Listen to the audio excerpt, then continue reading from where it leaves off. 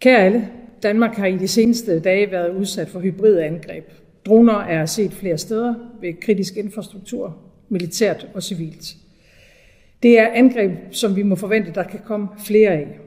Og det er angreb, som har vist sårbarheder. Og det er angreb, der har til formål at skabe utryghed og splittelse. Det er angreb, der skal ryste os som mennesker og som samfund. Jeg forstår godt, at situationen rejser mange spørgsmål. Hvorfor er dronerne ikke blevet skudt ned, og hvorfor blev de ikke opdaget tidligere? Og der kommer et tidspunkt, hvor vi må kigge tilbage i de seneste dages hændelser og lære af dem. Men her og nu har vi som regering og myndigheder en altoverskyggende opgave, og det er at passe på Danmark. Og gøre os i stand til bedre at imødegå de hybride angreb så hurtigt som muligt. Og hvor er vi nu? For det første så har myndighederne hævet beredskabet, og de forbereder sig på forskellige scenarier. Det betyder blandt andet, at både forsvaret og politiet vil være mere til stede med antidronekapaciteter omkring kritisk infrastruktur i den kommende tid.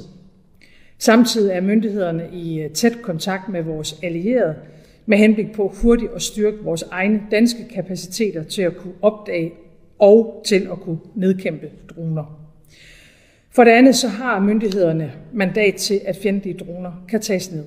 Men det er selvfølgelig de ansvarlige myndigheder, der skal foretage den operative vurdering i den konkrete situation, herunder af de konkrete sikkerhedsrisici. Og for det tredje så har jeg over de seneste dage været i kontakt med en række af mine europæiske kolleger. Jeg har talt med den tyske kansler, den britiske premierminister, statsministerne i vores nabolande, Sverige og Norge, og med den finske præsident. Ligesom jeg har været i tæt dialog med NATO's generalsekretær, og vi er nu fra dansk side i tæt dialog med NATO-allierede om, hvordan de i den aktuelle situation kan bistå Danmark, så vi kan beskytte og forsvare vores luftrum. De hybride angreb har ikke kun ramt Danmark. Der har for nyligt også været hændelser i både Polen, Estland og Rumænien. Hybridkrig er ikke en krig i sådan traditionel forstand. Hybride angreb skal forvirre os. De skal gøre os usikre. Og det er fra en fej fjende, som ikke tør give sig til kende. Den ene gang, der kan det være droner. En anden gang kan det være cyberangreb. Det kan være det, vi kalder disinformation. Det kan være påvirkning af valghandlinger, konspirationsteorier, man læser på nettet. Men uanset hvilken metode vi kommer til at se, så er formålet det samme. Man ønsker at destabilisere vores samfund, og man ønsker, at vi ikke længere skal have tillid til vores myndigheder. Og alt sammen så understreger de, at sikkerhedstruslen mod Europa er alvorlig, og den er reel. Det er derfor, vi igennem de seneste år har været i gang med en massiv oprustning af vores eget danske forsvar.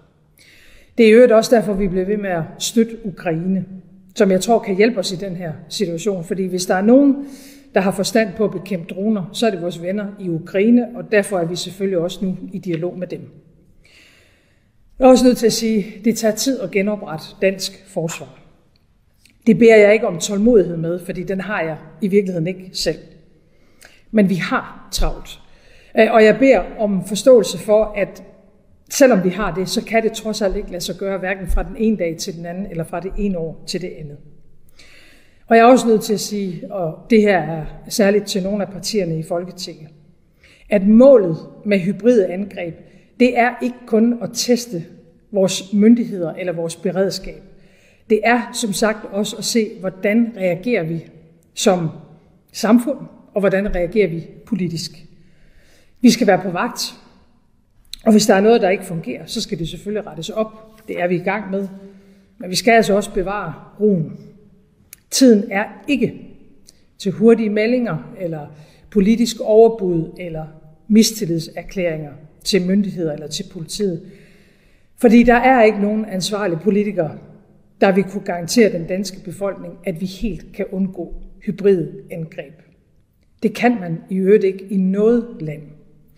Og det er nok snarere lige præcis omvendt faktisk, at vi kommer til at se mere sabotage, flere hackerangreb, endnu flere droner, søkabler, der ødelægges, direkte angreb ind i europæiske demokratier, som vi aktuelt ser det i det lille land Moldova.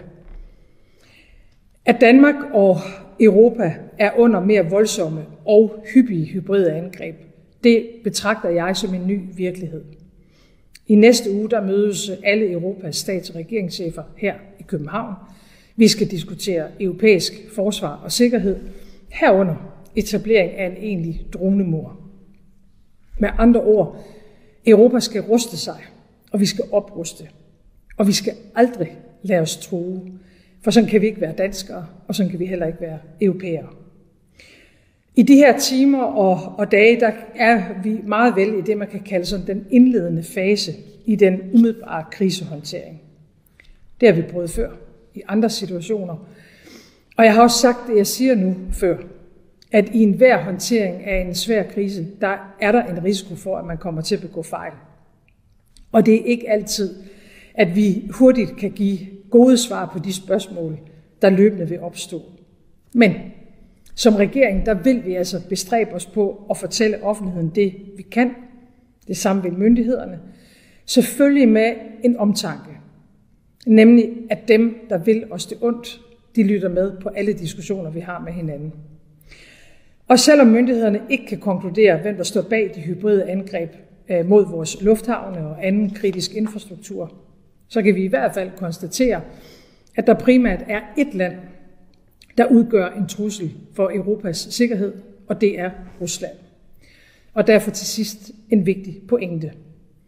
Der er ikke noget europæisk land, der kan forsvare sig alene mod Rusland. Det kan ikke engang Ukraine, som ellers tappert har kæmpet i mere end 3 år nu. Og det er jo derfor, vi har vores NATO-alliance.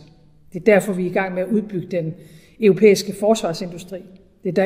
Og det er derfor, vi er i gang med en historisk oprustning her i Danmark. Og de seneste dages begivenheder understreger kun, hvor vigtigt det er, at vi handler, men at vi gør det sammen med andre i Europa og i NATO. Tak fordi du lyttede med.